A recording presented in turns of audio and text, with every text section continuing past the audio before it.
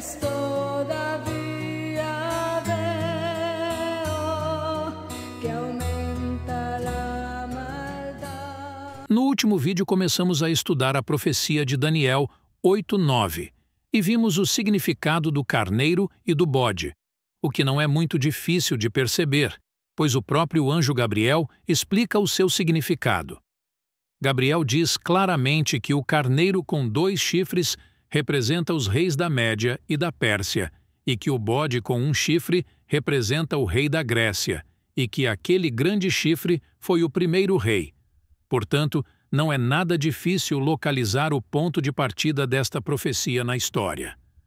Mas no vídeo anterior também falamos sobre algumas coisas que não são muito fáceis de entender, como a questão dos 4 chifres e do chifre que cresce depois deles.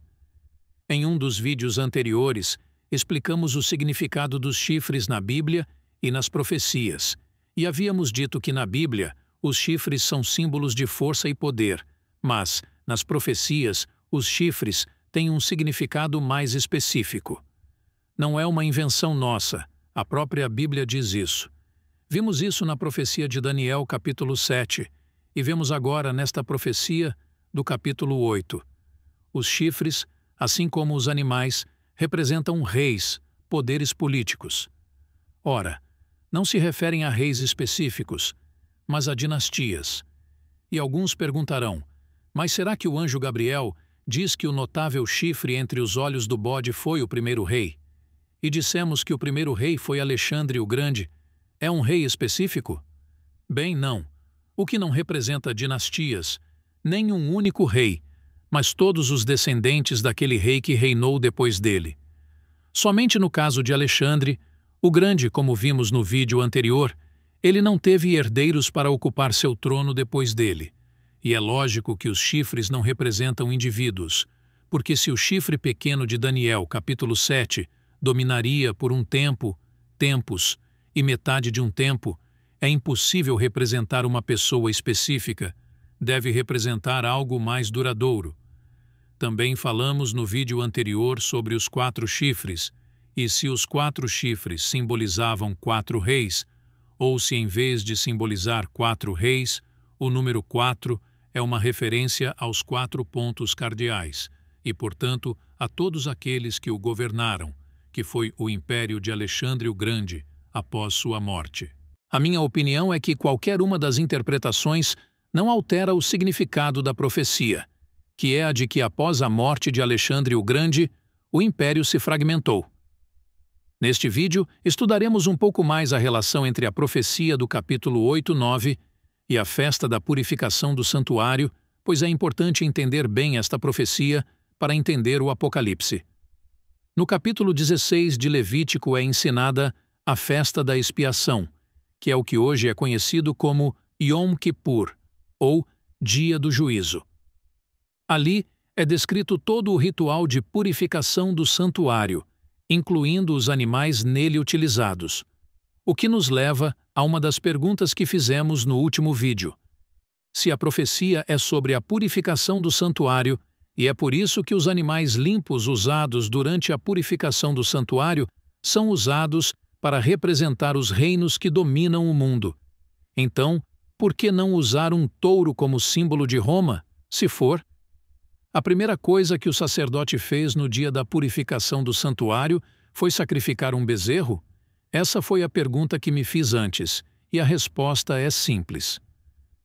Na purificação do santuário terrestre, o sacerdote oferece um bezerro pelos seus próprios pecados antes de iniciar a purificação do próprio santuário, ou seja, para se purificar, para depois purificar o santuário. Mas para a purificação do santuário como tal, não foram usados touros, apenas carneiros e cabras. A profecia de Daniel 8:9 trata da purificação do santuário celestial, e o sacerdote que vai efetuar essa purificação é Cristo, e Cristo não tem pecado. É por isso que um touro não aparece na profecia de Daniel 8:9. Mas resta outra questão. Por que o santuário celestial tem que ser purificado? É contaminado o santuário com os nossos pecados? A resposta é sim, e vimos isso quando estudamos a profecia do 7º capítulo de Daniel. Nossas boas e más ações estão registradas nos livros do céu, então nossos pecados estão literalmente no céu. E quero esclarecer, não é que somos salvos pelas obras, mas estas são evidências da nossa fé. Se você ainda não ligou os pontos, vou repetir novamente como é que os judeus já estão indo para a festa da purificação do santuário. Hoje é Yom Kippur, ou Dia do Juízo. A purificação do santuário mencionada no capítulo 8 nada mais é do que o julgamento já mencionado no capítulo 7. Nos livros que se abrem diante do Ancião de Dias, do capítulo 7, que é Deus Pai, está o que polui o céu, todas as nossas más obras e pecados. Os pecados dos quais nos arrependemos já foram apagados. Mas se no momento de sermos chamados pelo nosso nome ainda mantivermos um pecado acalentado, um ídolo ao qual dedicamos mais tempo e atenção do que a Deus, se ainda houver ganância, inveja e egoísmo em nossos corações, junto com o nosso nome, aparecerão todas as nossas iniquidades, que não quisemos reconhecer ou abandonar. E para limpar o livro, nosso nome será apagado. Isso, meu amigo, é o início do juízo final. Alguns chamam esta parte do julgamento de julgamento investigativo. É claro que a figura dos livros é usada para que os seres humanos de todas as idades possam compreender. Mas se hoje temos computadores, pendrives e televisões tridimensionais, o que Deus terá? Certamente não será um monte de rolos de papiro ou peles de animais. Para nos ajudar a compreender os acontecimentos e a sua ordem, comparemos esta profecia com as anteriores. A profecia de Daniel, capítulo 2, e Daniel, capítulo 7, começa com o Império Babilônico. Mas no capítulo 8, o Império Babilônico, que tem apenas ainda uma década de existência, é deixado de lado. A cabeça de ouro e o leão, símbolos da Babilônia, são seguidos pelos braços e peitos de prata e pelo urso, que representam a Medo-Pérsia. A profecia do capítulo 8 começa com a Medo-Pérsia, onde são representados como um carneiro. Depois segue o bode, que representa a Grécia, e que nas profecias anteriores era representado pela cintura de bronze, e pelo leopardo de 4 asas e 4 cabeças. A cabra, o chifre entre os olhos que foi quebrado, e os 4 chifres que surgiram em seu lugar fazem parte do mesmo período, o período helênico. A Grécia é seguida por Roma, representada pelas pernas de ferro no capítulo 2, e pela besta hedionda com dentes de ferro no capítulo 7. E no capítulo 8 é representada pelo chifre que cresce para o sul, para o leste e para a terra desejável. Embora as ilustrações sempre representem o chifre pequeno crescendo a partir de um dos 4 chifres, a realidade é que não podemos dizer com certeza se o chifre cresce a partir de um dos 4 chifres do bode ou de um dos 4 ventos do céu.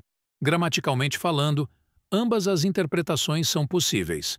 Se o chifre cresce a partir de um dos 4 ventos, isto é, de um dos 4 pontos cardeais, isso o torna independente do bode. E muitos acham mais fácil aceitar esta interpretação.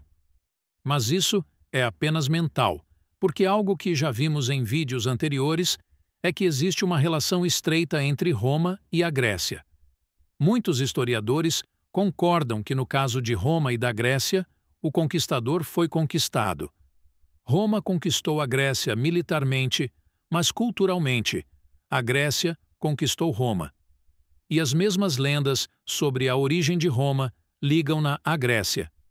Portanto, se o chifre sair do bode, na minha opinião, isso não afetará em nada o significado da profecia. Quando Gabriel explica esta parte da visão, ele ignora completamente a questão da origem do chifre, o que só pode significar uma de 2 coisas ou ambas, que o local de origem do chifre não tem importância, ou que o seu local de origem é devido a considerá-lo um dado adquirido. Um problema com algumas interpretações de profecias é que muitas vezes elas tentam dar sentido a coisas que na realidade não têm. Devemos discernir entre o que é especulação e o que é apoiado pela Bíblia. Se eu disser algo sem apresentar suporte bíblico para vocês, tomem como algo que um indivíduo na internet disse. Mas se a Bíblia diz, tomem como a palavra de Deus, que sem dúvida no devido tempo será cumprido. Outra coisa que devemos entender quando estudamos profecias é que elas desmascaram grandes poderes, que na verdade servem aos propósitos do inimigo das almas. E é óbvio que a razão pela qual as profecias são apresentadas com símbolos e de uma forma que requer interpretação e a procura de decifrar esses símbolos é porque se o que estas profecias ensinam tivesse sido escrito de forma clara e aberta, teria provocado um ataque ainda maior contra a Bíblia.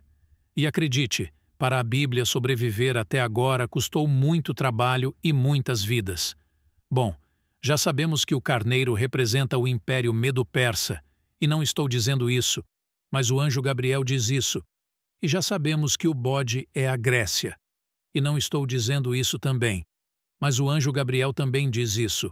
Se seguirmos a cronologia já estabelecida pelas profecias anteriores, falta o Império Romano, que é representado pelas pernas de ferro e a quarta besta, falta a Europa dividida a partir da qual se formará o mundo moderno, que é representado pelo pés de ferro misturado com barro, e pelos 10 chifres, e falta o Anticristo, que é o chifre pequeno que emerge dentre os 10 chifres.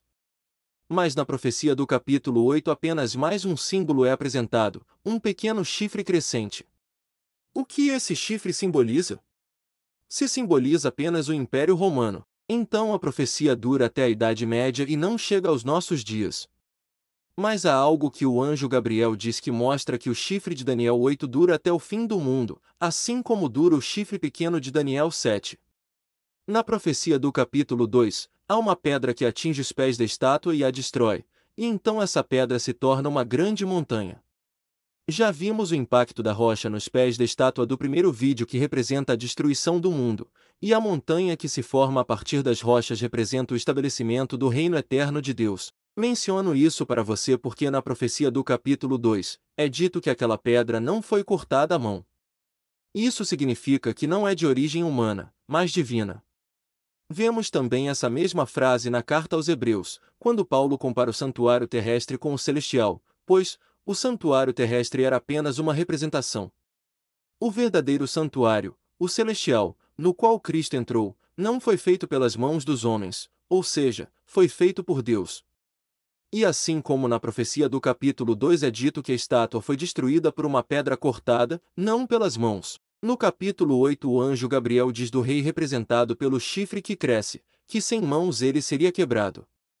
Portanto, o chifre crescente não pode representar apenas o Império Romano, porque o Império Romano foi destruído pelas tribos bárbaras, a parte ocidental, e pelos muçulmanos, a parte oriental, e não pelo próprio Deus.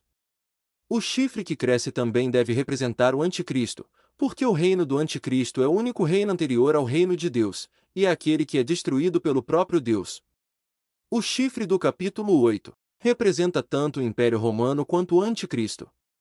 E se o chifre de Daniel 8 representa tanto o Império Romano como o Anticristo, é lógico que o que é dito nesta profecia sobre o chifre se aplica a ambos.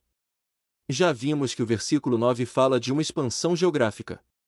Isto se refere ao Império Romano que cresceu para o sul, ou seja, o Egito, o reino dos descendentes de Ptolomeu, e para o leste, ou seja, o reino dos descendentes de Seleuco, incluindo Jerusalém, que é a terra desejável.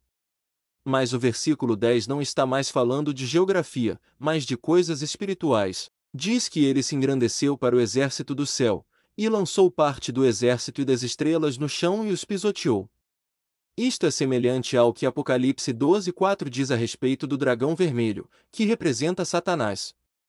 E o poder por trás do anticristo é o diabo. Além do mais, o diabo é o primeiro anticristo. Mas em Daniel 8:10, é dito que ele pisoteou as estrelas, então as estrelas aqui têm um significado diferente do que em Apocalipse. As estrelas de Apocalipse são aliadas do dragão, mas estas de Daniel 8:10 são suas inimigas. No Apocalipse as estrelas representam anjos, isto é, mensageiros celestiais que se juntaram ao diabo na sua rebelião contra Deus. Mas no versículo 24 o anjo Gabriel diz que as estrelas do versículo 10 representam o povo dos santos, ou seja, não os mensageiros celestiais, mas os seres humanos que anunciam o Evangelho. Esses mensageiros foram perseguidos pelo Império Romano nos tempos antigos e também foram perseguidos pelo Anticristo durante a Idade Média. Tudo o que é dito sobre o chifre se aplica tanto ao Império Romano quanto ao Anticristo. O versículo 11 diz: "E mesmo contra o príncipe do exército ele se exaltou, e por ele o contínuo foi tirado, e o lugar do seu santuário foi lançado por terra." O príncipe do exército é Cristo, e os romanos se levantaram contra o príncipe do exército quando o crucificaram. E o serviço contínuo foi afastado pelo Império Romano, porque ao matar Cristo, o serviço contínuo do santuário terrestre não tinha razão de existir, pois o real havia ocorrido, o sacrifício de Cristo, logo o sacrifício de animais não eram mais necessários. E finalmente os romanos destruíram o templo no ano 70. O que estes versículos dizem, além de se aplicar ao Império Romano, também se aplica ao Anticristo. Mas antes de passar para essa parte, gostaria de falar um pouco sobre a interpretação preterista das profecias, que já havíamos mencionado nos vídeos anteriores. O que explicamos neste vídeo e nos anteriores sobre as características que identificam o Anticristo, não são coisas que nos ocorreram em outros dias. Muitos dos reformadores da Renascença e até mesmo cristãos da Idade Média reconheceram nas profecias as características que identificaram a Igreja de Roma como o Anticristo. E, claro, a Igreja de Roma não iria ficar sentada de braços cruzados enquanto a apontavam como o Anticristo. E além de perseguir e matar os hereges, foi elaborada uma interpretação das profecias que apontava para outro lugar, e não para a Igreja. A interpretação preterista mais popular tem origem na Igreja Católica, e é a que aponta Antíoco Epifânio, um dos descendentes de Seleuco, como o chifre pequeno. Esta interpretação das profecias é muito conveniente para a Igreja de Roma, porque coloca o seu cumprimento como algo que ocorreu antes mesmo de o Império Romano aparecer em cena, e muito antes da ascensão do papado. Ao aceitar esta interpretação, as pessoas chegam à conclusão de que tudo isso já aconteceu e que não tem nada a ver conosco, e que afetou apenas os judeus daquela época, e não devemos perder tempo estudando essas coisas. E quem foi Antíoco Epifânio? Pois bem, ele era o rei do Império Seleucida, ou seja, descendia de Seleuco e Necator, que governou a Síria e a Palestina de 175 a 164 a.C. Durante 3 anos, este rei quis impor à força a cultura grega aos judeus, e as suas ações são o que impulsionará a revolta dos Macabeus. Entre as coisas que Antíoco fez durante esses 3 anos, estavam a realização de Jogos Olímpicos cujas competições nuas não combinavam com a modéstia dos judeus, forçando o culto aos deuses gregos, suspendendo todos os serviços religiosos e sacerdotais no Templo de Jerusalém, e até indo a ponto de sacrificar animais impuros no referido templo. Mas já vimos que o anjo Gabriel diz que o rei representado pelo chifre seria removido, e não por mãos humanas. Além disso, o chifre deveria se estender para o sul, para o leste e até Jerusalém, e Antíoco não se estendia para lugar nenhum. Ele tentou se estender para o sul, mas os Ptolomeus haviam se colocado sob a proteção dos romanos e Antíoco teve que retornar com o rabo entre as pernas. Também tentou estender-se para leste, mas morreu tentando. E não se estendeu à Palestina, porque a Palestina já pertencia ao Império Seleucida quando Antíoco nasceu. À medida que avançamos no estudo destas profecias, veremos que Antíoco Epifânio não é o chifre que cresce depois dos 4, mas que o seu reinado está incluído nos 4 chifres. Antíoco Epifânio só afetou o serviço do santuário terrestre por menos de 3 anos. Existem outros personagens na história que afetaram esse serviço por muito mais tempo, como o rei da Babilônia, que destruiu o templo e ele permaneceu destruído por 70 anos, e Tito, que o destruiu novamente no ano 70. E até hoje resta apenas um muro diante do qual os judeus ortodoxos vão lamentar. Por que o chifre pequeno não pode ser Antíoco Epifânio? Porque Gabriel aponta para Daniel que a profecia é para o tempo do fim, e o tempo de Antíoco Epifânio definitivamente não era o tempo do fim. Mas sobretudo porque Antíoco Epifânio viveu quase 2 séculos antes de Cristo, e o próprio Cristo em Mateus 24 referiu-se à abominação da desolação em Daniel capítulo 8 e 9, como um acontecimento futuro.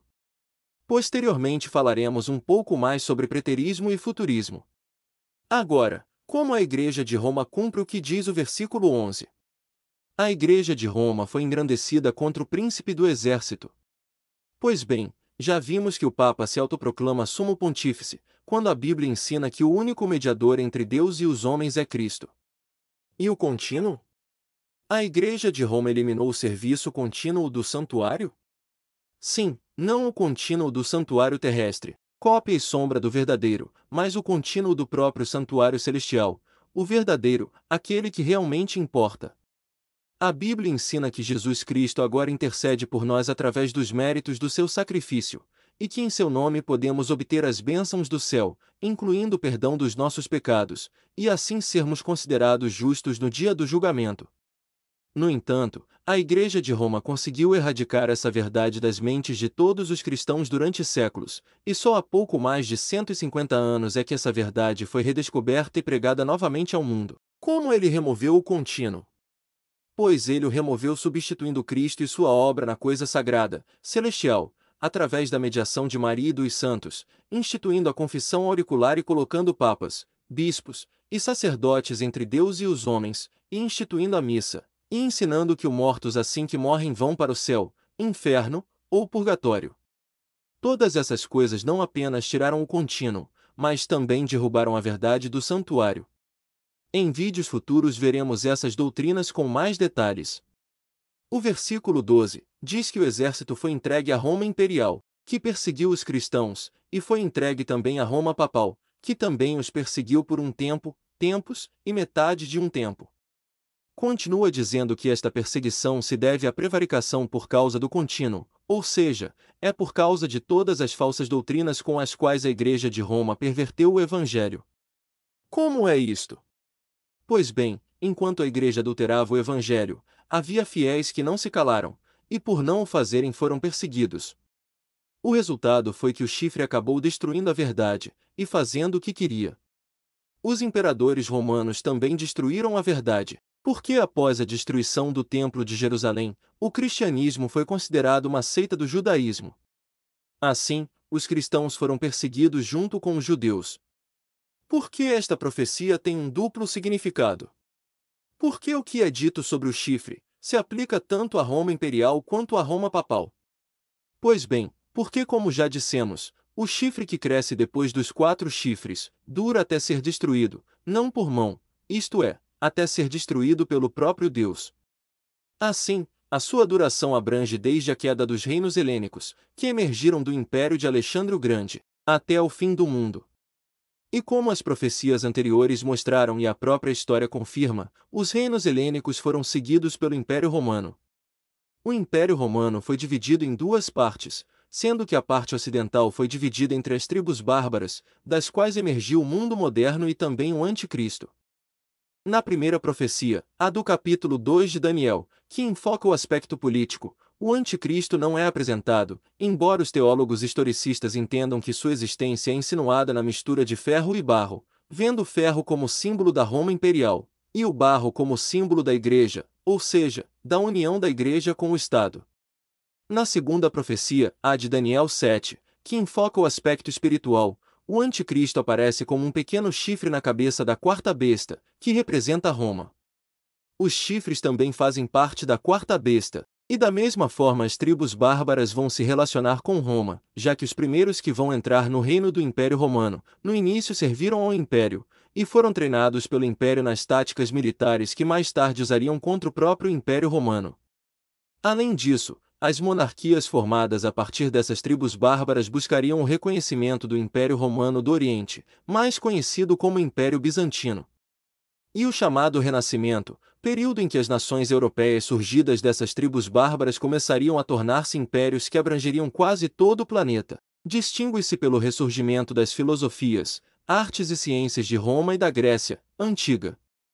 Mas se os chifres estão relacionados com o 4º animal e é por isso que estão na sua cabeça, o chifre pequeno é ainda mais, porque esse é o imperador de Roma, que vai apoiar o bispo de Roma até que ele possa ficar de pé por si próprio. O duplo significado do chifre de Daniel 8 simplesmente acentua esta relação entre a Roma Imperial e a Roma Papal. O Papa é o imperador de um novo Império Romano, um império com um único propósito: dominar o mundo. Não atribuímos um duplo sentido ao chifre de Daniel 8 porque nos agrada, mas antes a própria história confirma a validade dessa interpretação. Também não é este um caso único, existem muitas outras profecias que têm duplo sentido ou duplo cumprimento, como a profecia de Mateus 24, onde Jesus, após os discípulos apontarem o trabalho de ornamentação que fora realizado no templo, Jesus diz que não ficará pedra sobre pedra, e quando lhe perguntarem como serão essas coisas e que sinais ocorrerão da sua vinda, e do fim do mundo, Jesus dá-lhes uma descrição profética com duplo significado, ou duplo cumprimento, um que ocorreria no seu tempo e outro que ocorreria no fim do mundo. Por esse mesmo motivo, a profecia a respeito do chifre de Daniel 8 tem um duplo cumprimento, um que aconteceria no tempo do povo judeu e outro que aconteceria no tempo da igreja cristã. A questão é que esta profecia de Daniel 8 é uma profecia inacabada. Você precisa ver isso junto com a profecia do capítulo 9. Os capítulos 8 e 9 de Daniel não apresentam duas profecias. Ambos os capítulos são a mesma profecia. Quando chegarmos ao capítulo 9, você verá que há uma parte da profecia que diz respeito especificamente ao povo judeu. O que quero que você entenda é que na Bíblia não há nada que seja irrelevante. Tudo o que está escrito na Bíblia é tão importante agora como era quando foi escrita. É por isso que a Bíblia tem muitos significados duplos. Um literal, que é relevante para as pessoas daquela época, e outro espiritual que nos diz respeito.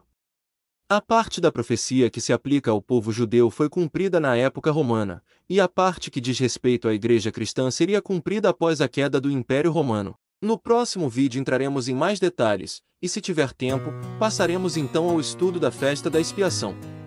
Até o próximo vídeo e que Deus os abençoe.